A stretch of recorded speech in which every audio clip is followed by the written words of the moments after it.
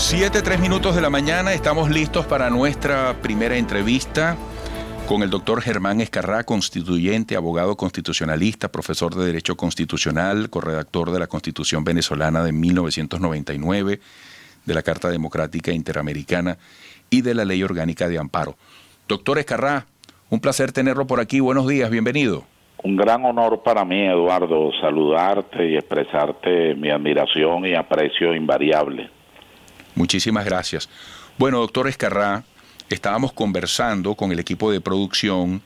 Este 30 de julio, es decir, mañana, se cumplen 3 años de la elección de los miembros de la Asamblea Nacional Constituyente y el 4 de agosto será el tercer año de la instalación de la Asamblea Nacional Constituyente. De manera que estamos en un buen momento para hacer balances, Uno entiende que una constituyente tiene como finalidad principal la redacción de una nueva constitución.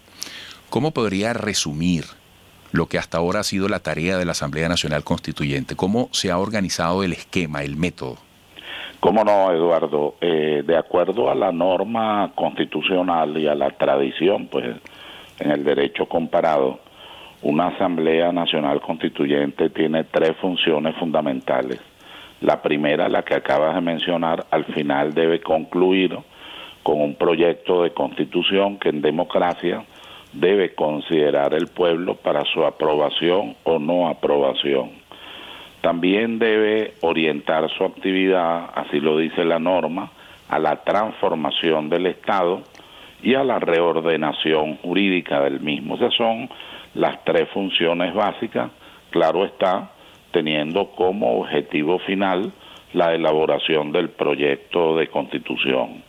En este caso, la elaboración del proyecto de constitución, al menos desde el punto de vista académico, técnico y de participación interna de las comisiones, ya está concluido. Todas las comisiones presentaron a la Comisión Constitucional las propuestas que fueron recogiendo, que fueron elaborando, que fueron debatiendo, y estamos pendientes de las 2 discusiones plenarias, con lo que debe aprobarse el proyecto constitucional a consultar.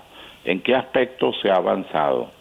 En el título número 1, solo voy a destacar aquello, pues sería un poquito largo, pero voy a destacar los fundamentales a nuestro modo de ver. En el punto número 1, en realidad quizás el aspecto fundamental está en la reorganización del territorio nacional en lo que respecta al artículo 10 y el artículo 11, como producto de los inconvenientes, problemas, contenciones que nosotros hemos tenido y en particular en lo referente al exequivo. La propuesta esencial es que en el artículo 10 queda igual, pero agregándose que la parte occidental a partir del río Esequibo forma parte del territorio nacional. En ese mismo título, que es el título primero, se incorporan normas de carácter general que tienen que ver con la no intervención, la autodeterminación y los actos de injerencia. De allí pasamos a los títulos 2 y 3. Se mantiene el jus soli, el jus sanguinis y la doble nacionalidad. Esto es, se es venezolano por nacimiento, pero también se puede ser venezolano por naturalización. De la misma forma, se mantiene inalterable lo que se logró en la Constitución del 99, que es la doble nacionalidad, ampliando todo el esquema de derechos y garantías en materia de derechos humanos, en materia de derechos democráticos de los ciudadanos, independientemente de que su origen sea el haber nacido en suelo venezolano o haberse naturalizado o tener doble nacionalidad. En el título 3, que es quizás el más grueso en todas las constituciones, lo es en la del 61, derogada, lo es en la del 99 y lo será en esta también. Es la ampliación de aquellos derechos individuales, sociales, económicos y políticos y todos los mecanismos de participación. Aunque ya en la Constitución del 99 se había avanzado suficientemente para ese momento en eso, hay nuevas formas de organización social que requieren de protección, por ejemplo, los consejos de trabajadores, la organización de las comunas, los poderes legislativos de los estados y los poderes legislativos locales, el fortalecimiento del régimen municipal y las maneras de participación mucho más activa de las ciudadanas y ciudadanos. En los 10 normas que se refieren al régimen laboral, en el 99 se aumentan en lo que tiene que ver con el seguro social, la seguridad social, discúlpame, en lo que tiene que ver con la seguridad social, en lo que tiene que ver con el principio de estabilidad laboral y un tema que es de suyo delicado, que es el tema del salario vital, del salario integral, moviéndose en escala móvil de acuerdo a, bueno, lo que estamos viviendo, el tema de la inflación o de la plusinflación que lamentablemente recae en la economía venezolana. Se sostiene en los títulos siguientes la tesis de la economía mixta, es decir, respeto a la propiedad privada en general, a la propiedad privada individual y la incorporación de formas de propiedad social o formas de propiedad de carácter local.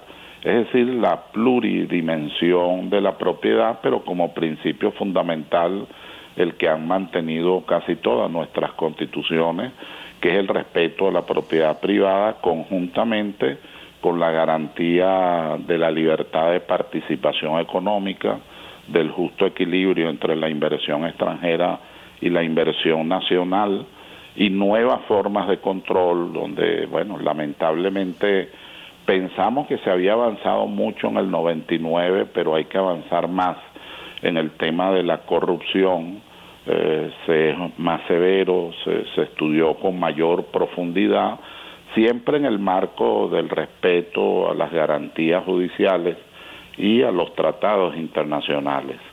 En la parte relativa a la Fuerza Armada se incorpora la milicia, como era de esperar, como un nuevo componente, no como un auxiliar, sino conjuntamente con el Ejército, con la aviación y con la Armada y la Guardia Nacional, aparece un nuevo componente que es el de la milicia nacional y se subraya toda la tesis de las garantías militares en lo que tiene que ver con su subordinación, disciplina, pero igualmente en que están al servicio de la nación, de la república, de la democracia y las libertades fundamentales, y no de persona o grupo alguno.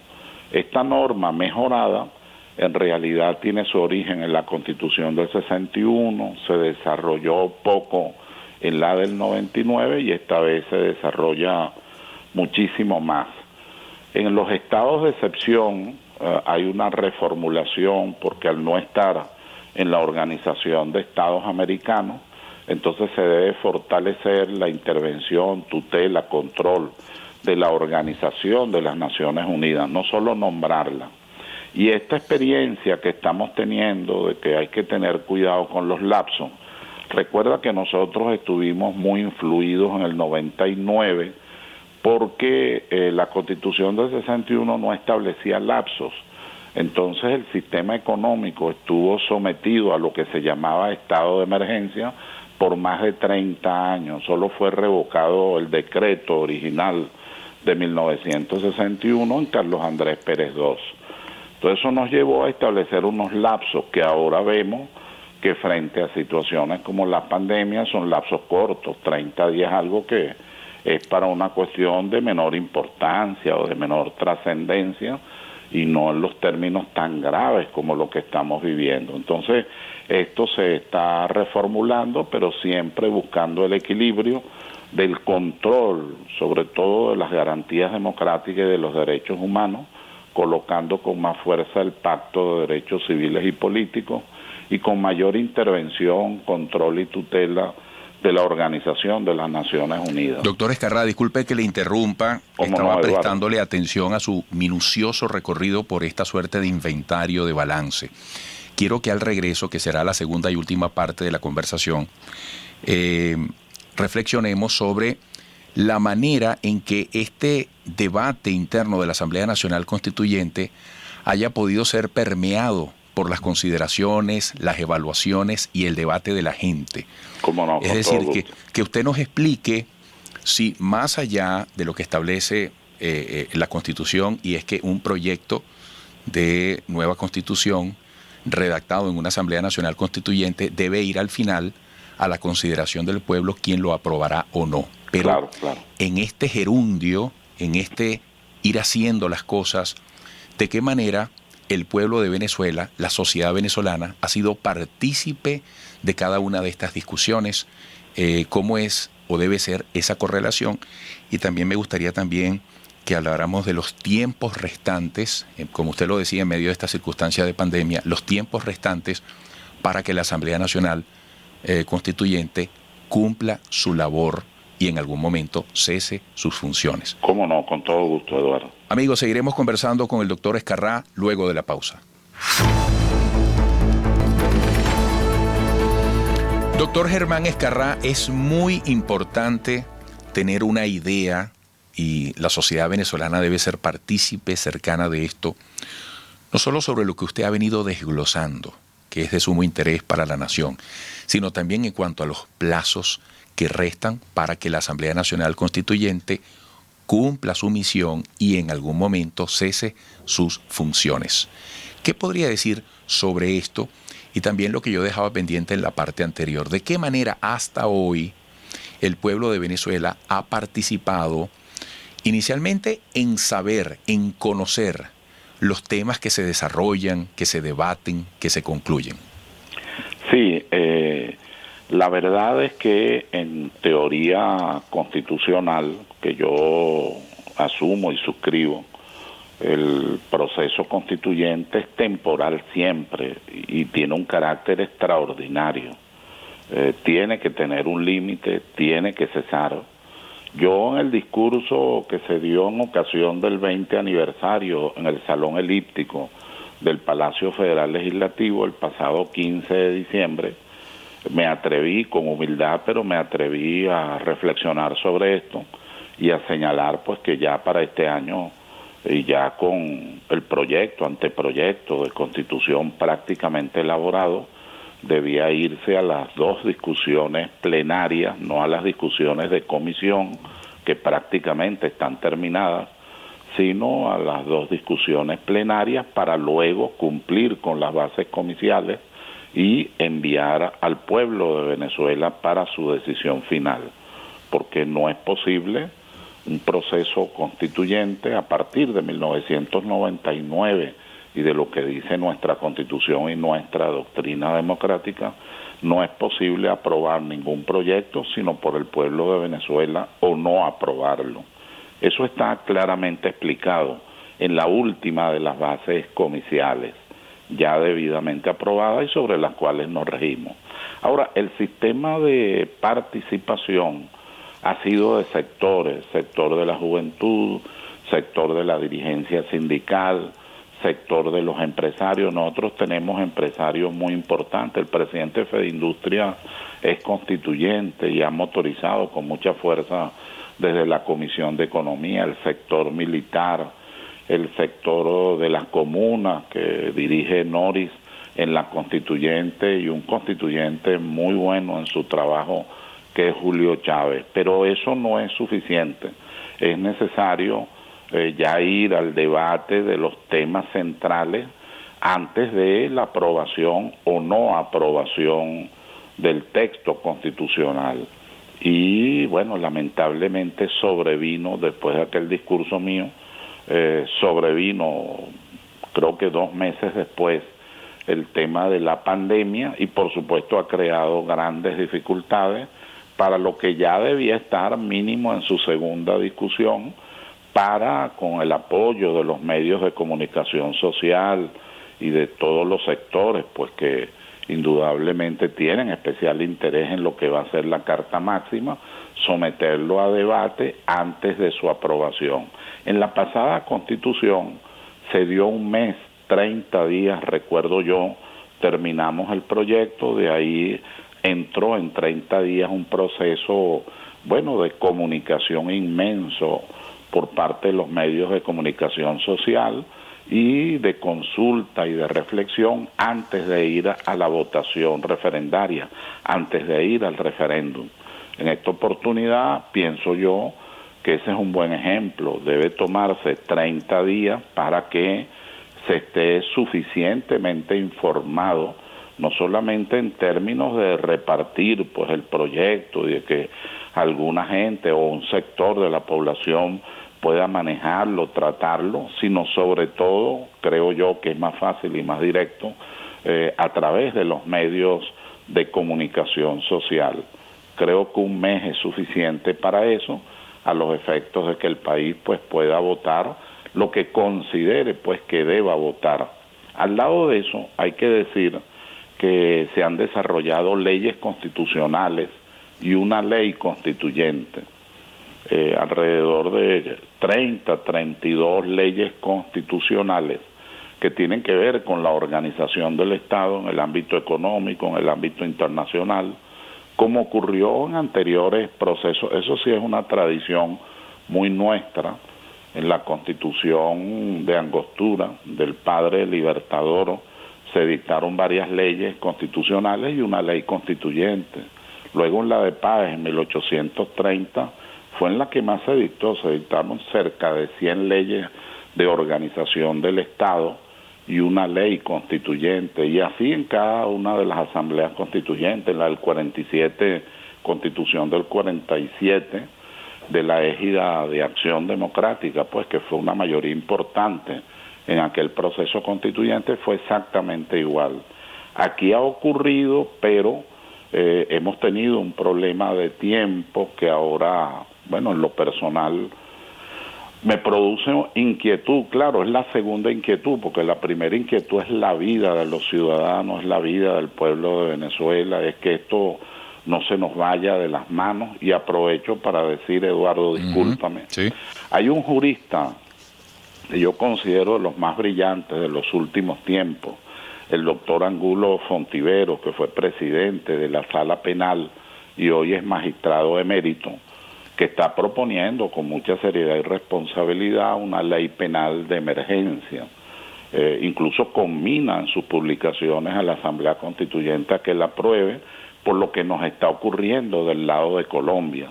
Entonces él dice que nos estamos manejando apenas con infracciones administrativas cuando en realidad se están cometiendo delitos muy graves de lo que él llama la invasión del coronavirus. Dice que él tiene la sospecha de que no es solo una cosa espontánea, sino que hay un sector que no es espontáneo y que nos está haciendo daño en lo que tiene que ver con la salud de nuestro pueblo, que al final es el recipiendario de todo esto. Entonces, bueno, pidamos a Dios, yo soy creyente, tú también lo eres, pidamos a Dios pues para salir adelante de esto. Yo lo pido todos los días en la oración, pero además de eso, bueno, actuar con la responsabilidad. Doctor, pero disculpe, usted decía que tiene dos inquietudes. En primer lugar, la vida de la gente. ¿Cuál es la otra inquietud? Y la segunda es esa, el tiempo de la constituyente. La coloco en ese orden, ¿no? Primero la vida, en segundo lugar, el tiempo de la constituyente, independientemente de este tema muy delicado de la pandemia. Pero ¿por qué la inquietud? Por el tema de la pandemia. O sea, ¿el tiempo de la constituyente en qué sentido? El tiempo de la constituyente en el sentido de que ya debíamos estar en el debate plenario, como te lo acabo de decir. Los dos debates son dos.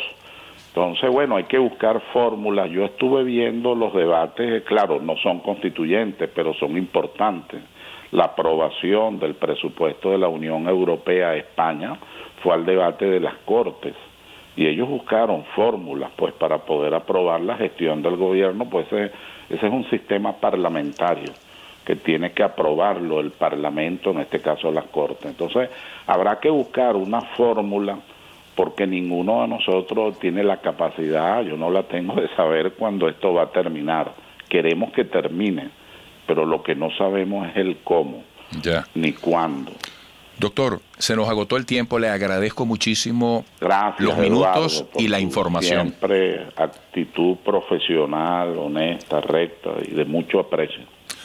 Muchísimas gracias, doctor. Esta es una información que es del interés nacional y fue una buena oportunidad de conversar con Germán Ezcarrá, constituyente, abogado constitucionalista, profesor de Derecho Constitucional, corredactor de la Constitución venezolana de 1999 y de la Carta Democrática Interamericana y de la Ley Orgánica de Amparo. Tocó todos los puntos de interés, puntos para el debate, puntos para la consideración, los puntos que la gente necesita saber sobre el trabajo de la Asamblea Nacional Constituyente, su alcance, su naturaleza, su fecha de expiración o cese de funciones y en qué fase del trayecto se estaría en este momento. Amigos, regresaremos.